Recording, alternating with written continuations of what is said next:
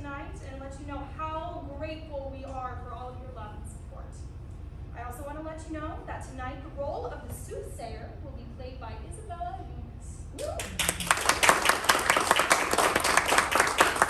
let me go ahead and set the stage for you.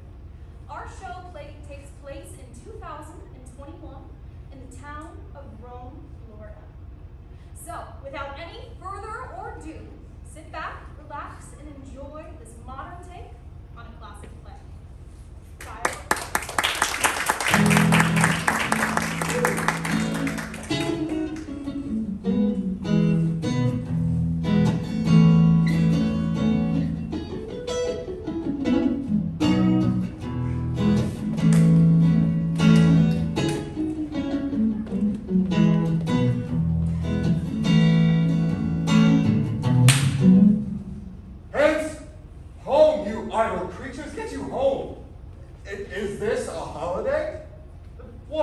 Not being mechanical, you ought not walk upon a laboring day without the sign of your profession.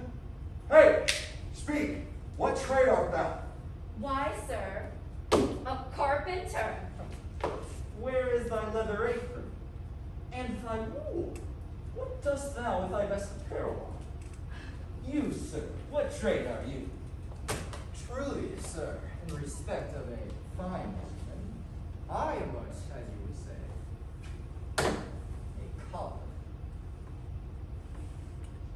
What trade art thou? Answer me directly. A trade, sir, that I hope I may use with a safe conscience, which is indeed, sir, a mender of bad souls. What trade, thou knave? What trade, thou knave? Thou naughty knave, what trade? Ooh, nay, I beseech you, sir, be not out with me. Yet if you be out with me, sir, I can mend you. What meanest thou by that? Mend me, thou saucy fellow. Why, sir, cobble you. Oh, thou art a cobbler, art thou? Truly, all that I live by is with the all. I meddle with no tradesmen's matters, nor women's matters, but with all, I am indeed, sir, a surgeon to old shoes. When they're in grave danger, I recover them. As proper men as ever trod upon neat's leather have gone upon my hindu. Wherefore art not in thy shop today? And why dost thou lead these men about the streets? Truly, sir, to wear out their shoes, to get myself into some more work. But indeed, we make holiday to see Caesar, yes, and to rejoice in his triumph. Wherefore rejoice? What conquest bring he home? What tributaries follow him to Rome? To grace and captive bonds, his chariot wheels. Ugh, you blocks, you stones, you worse than senseless things. Be gone! Run to your houses, fall upon your knees, pray to the gods to intermit the plague that needs must light on this ingratitude. You know what? Go, good countrymen, and for this fault assemble all the poor men of your sort, and draw them to Tiber banks, and weep your tears into the channel, till the lowest stream do kiss the most indulgent shore.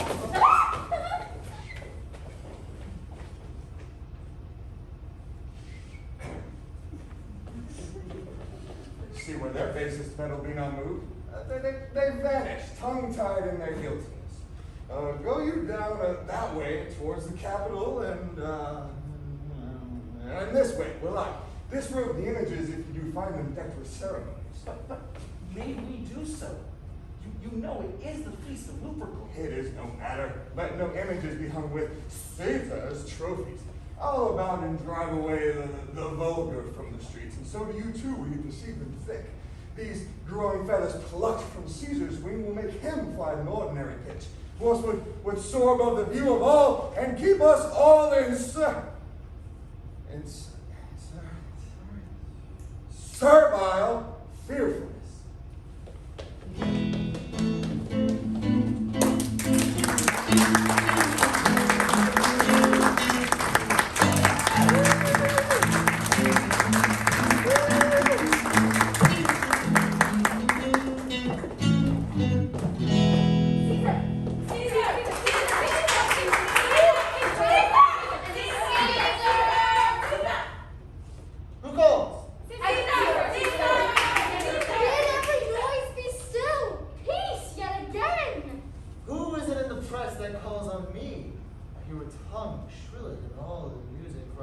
Caesar!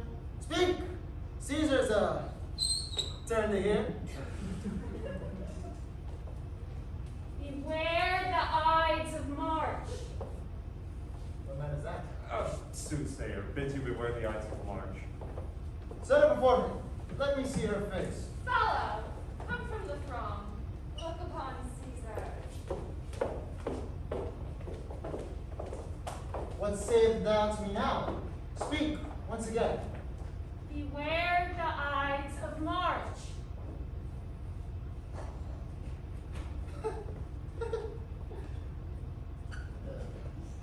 She's a dreamer. Let us leave her. Pass.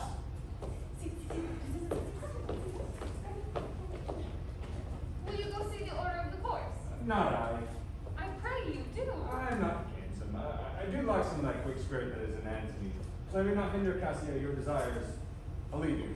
Brutus, I do observe you now of late. I have not from your eye that gentleness and show of love as I was wont to have. You bear too stubborn and too strange a hand over your friend that loves you. Be not deceived. If I veiled my look, I turned the trouble of my consonance merely upon myself. Vexed I am of late. Passions of some difference. Conceptions only proper to myself, which give some soil perhaps to my behaviors. But let not therefore my good friends be grieved, among which number, Cassia, be you one. Nor construe any further my neglect than that poor Brutus, himself at war, forgets to show of love to other men. Then, Brutus, I much mistook your passions. By means whereof this breast of mine hath buried thoughts of great value, worthy cogitations. Tell me, good Brutus, can you see your face? How, Cassia, for the eye sees not itself, but by reflection, by some other things. 'Tis just, and is very much lamented, Brutus, that you have no such mirror that will show your hidden worthiness into your eye, that you might see your shadow. I have heard where many of the best respect in Rome, except immortal Caesar, speaking of Brutus, and groaning under this age's yoke, have wished that noble Brutus had his eyes. To what dangers would you lead me, Cassia, that you would have me look into myself for that which is not in me? Therefore, good Brutus, be prepared to hear. Since you know you cannot see yourself so well as by reflection, I, your glass, will modestly discover to yourself that of yourself which you yet know not of. And be not jealous on me, gentle Brutus, for I a common laughter, or did use to stale with ordinary oaths my love to every new protester. If you know I fawn on men and hug them hard, and after scandal them, or if you know I profess myself in banqueting to all around, then hold me dangerous.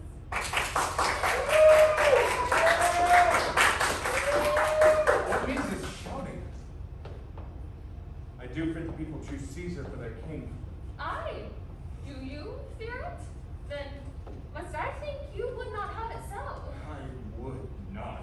Yet, I love him well enough, but wait, wherefore do you hold me here so long? What is it that you would impart to me? If it be out for the general good, set honor in one eye and death in the other, and I will look upon both indifferently. For so let the gods so speed me, as I love the name of honor more than I fear death. I know that virtue to be in you, Brutus, as well as I do know your outward favor. Well, honor is the subject of my story. I cannot tell what you and other men think of this life, but for my single self, I had as lief not to be as live to be in awe of such a thing as I myself. I was born free as Caesar, so were you. We both have fed as well, and we can both endure the winter's cold as well as he. For once, upon a raw and gusty day, the troubled Tiber chafing with her shores, Caesar said to me, "Darst thou, Cassiano, leap in with me into this angry flood and swim to yonder point?" Upon the word, accoutered as I was, I plunged in and bade him follow. So, indeed he did. The torrent roared, and we did buffet it, throwing it aside and stunning it with a harsher controversy. But, ere we could arrive the point proposed, Caesar cried, "Help me, Cassio, or I sink!" As Aeneas, our great ancestor, did from the flames of Troy upon his shoulder, the old and crises bear, so from the waves of Tiber did I the tired Caesar. And this man is now become a god, and Cassia, a wretched creature that must bend her body, as Caesar carelessly but nod on her.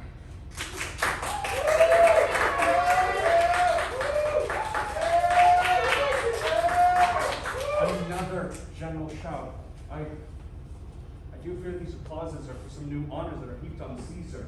Why, man, he doth bestride the narrow world like a colossus, and we, petty men, walk under his huge legs and peep about to find ourselves dishonorable graves. Men, at some times, are masters of their fate. The fault, dear Brutus, is not in our stars, but in ourselves that we are underlings. Brutus and Caesar. What should be in that Caesar? Why should that name be sounded more than yours? That you do love me, I am nothing jealous. What you would work me towards, I have some aim. I have thought of this, and of these times I shall recount hereafter. For this present, I would not. So, with love, I might entreat you be any further moved. What you have said, I will consider. What you have to say, I will with patience hear, and find time both meet to hear and answer such high things. Till then, chew on this. Brutus had rather be a villager than to repute himself a son of Rome under these harsh conditions as his time is like to lay upon us. I'm glad that my weak words have struck but thus much show of fire from Brutus.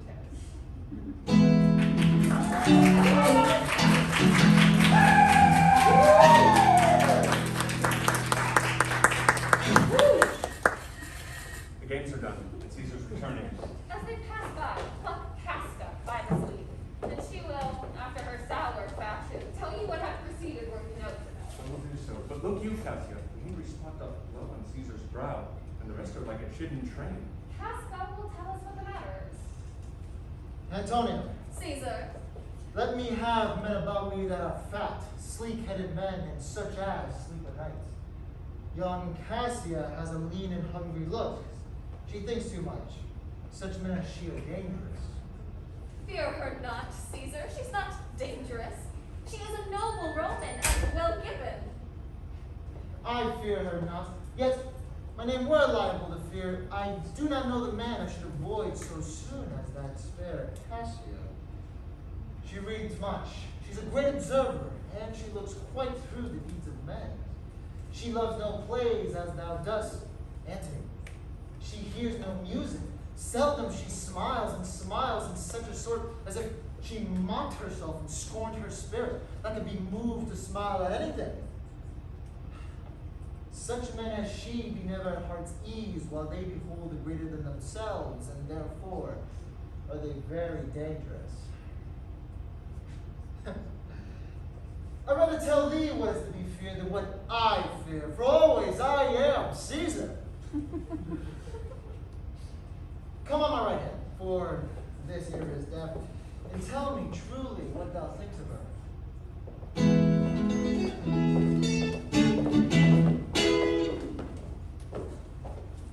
You pulled me by my cloak. Would you speak with me? Aye, Casca, tell us what hath chanced today that Caesar looks so sad. Why, you were with him, were you not? I should not then ask Casca what hath chanced. Why, there was a crown offered him, and being offered him, he put it by with the back of his hand, thus, and then the people fell shouting. What was the second noise for? Why, for that too? They shouted thrice. What was the last cry for? Why, for that too? Was the crown offered him thrice? Aye, Mary was it, and he put it by thrice, every time gentler than other, and in every putting by, mine honest neighbor shouted. Who offered him the ground? Why, Antony, Tell us the manner of it, gentle Casca. I can as well be hanged as tell the manner of it. It was mere foolery. I did not mark it. I saw Miss Antony offer him a crown. Yet 'twas not a crown neither. 'Twas one of these coronets. And as I told you, he put it by once. But for all that, to my thinking, he would have fain have had it. Then she offered it to him again. But then he put it by again.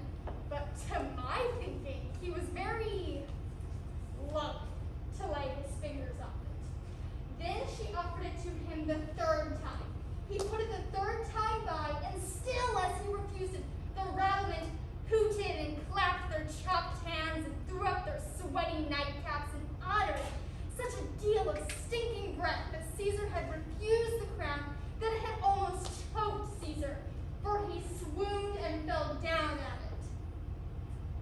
And for my own part, I durst not laugh for fear of opening my lips and receiving the bad air. But soft, I pray you.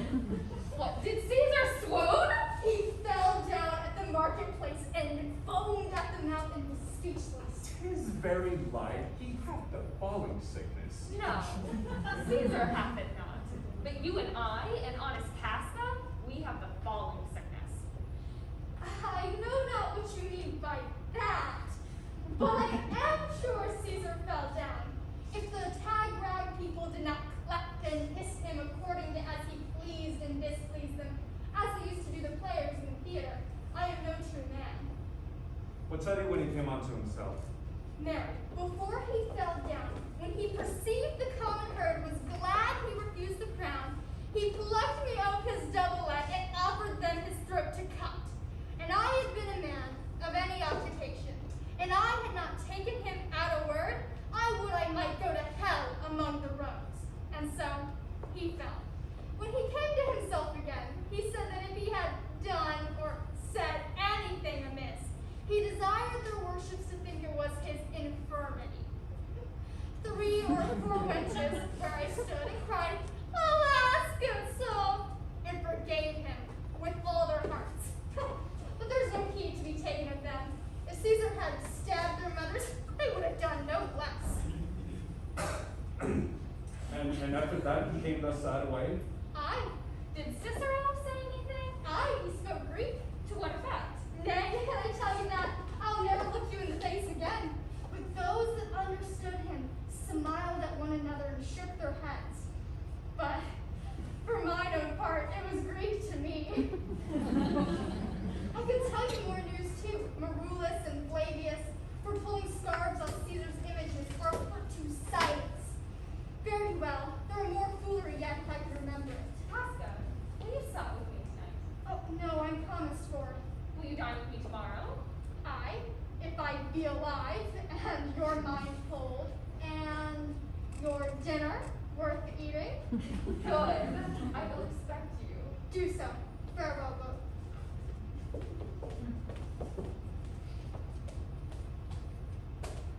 What a blunt fellow is this going to be.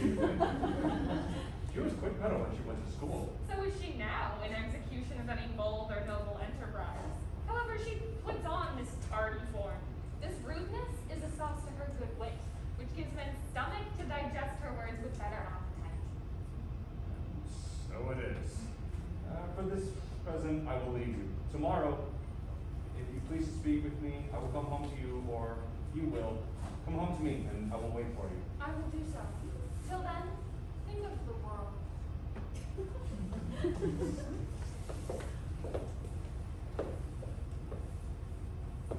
Well, Brutus, thou art noble, yet I see thy honorable metal can be wrought from that it is disposed. Therefore it is meet that noble minds keep ever with their lives. For who so firm that they cannot be seduced?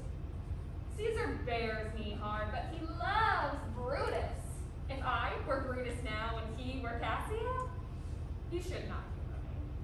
I will, this night, in several hands, and at his windows throw, as if coming from several citizens, writings, all tending to the great opinion Rome holds of his name, wherein, obscurely, Caesar's ambitions will be glanced at, and after this, let Caesar seat him sure, for we will shake him or worse days endure.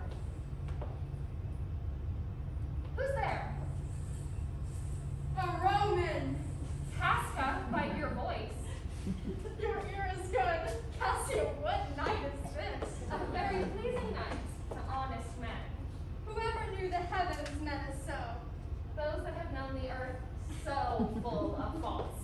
For my part, I have walked about the street, submitting me unto the perilous night, and thus unbraced, Casca, as you see, have bared my bosom to the thunderstone. And when the cross blue lightning seemed to open the breast of heaven, I did present myself, even in the aim and very flash of it. But wherefore did you so much tempt the heavens? It is the part of men to fear and tremble when the most mighty gods by token send such dreadful heralds to astonish us. Now could I, Casca, name to thee a man most like this dreadful night, that thunders, lightens, opens graves, and roars as doth the lion in the Capitol? A man no mightier than thyself or me in personal action, yet prodigious grown, and fearful as these strange eruptions are. 'Tis Caesar that you mean, is it not, Cassio? Let it be who it is. Indeed. They say the senators tomorrow mean to establish Caesar as a king. He shall wear his crown by sea and land in every place save here in Italy. I know where I will wear this dagger, then. Cassia from bondage will deliver Cassia. There are new gods you make the weak most strong. There are new gods you tyrants do defeat. Nor stone tower, nor walls of beaten brass, nor airless dungeon, nor strong links of iron can be retentive to the strength of spirit. But life, being weary of these worldly bars, never lacks the power to dismiss itself. If I know this, know all the world besides, that part of tyranny that I do bear, I can shake off at pleasure. So can I. So every bondman in his own hand bears power to cancel his own captivity. And why should Caesar be a tyrant then? Poor man, I know he would not be a wolf, but that he sees the Romans are but sheep. He were no lion, were not Romans hinds. Those that with haste seek to make a mighty fire, begin it with weak straws. What trash is Rome? What rubbish and what offal, when it serves for the base matter to illuminate so vile a thing as Caesar? But oh grief, where hast thou led me? I perhaps say this before a willing bondman. Then I know my answers must be made. But I am armed, and dangers are to me indifferent. You speak to Casca, and to such a man that is no fearing telltale. Hold my hand. Be factious for redress of all these griefs, and I will set this foot of mine as far as who goes farthest. There's a bargain made.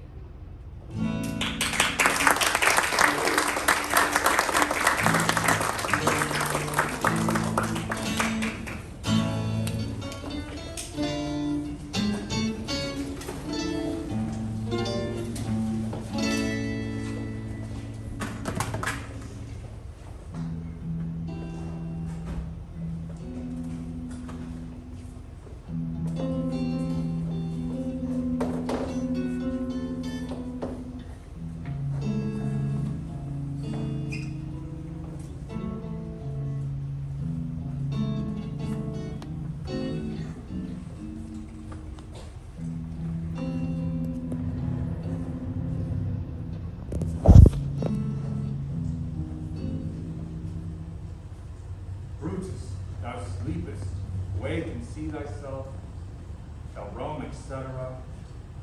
Speak, strike, redress. Brutus, thou sleepest, awake. Such instigations have been often dropped where I have looked them up. Shall roam, etc. Thus must I piece it out. Shall Rome stand under one man's awe? What, Rome? My ancestors did from the streets of Rome the Tarquin Tribune was called a king. Speak, strike, redress. And I entreat you to speak and strike. Oh, Rome, I make thee promise, if the redress will follow, thou receive thy full petition at the hand of Brutus.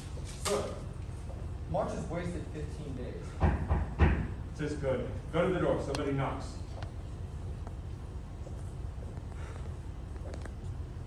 It's Cassia first did wet me against Caesar, I have not slept. It's been the acting of a dreadful thing in the first commotion.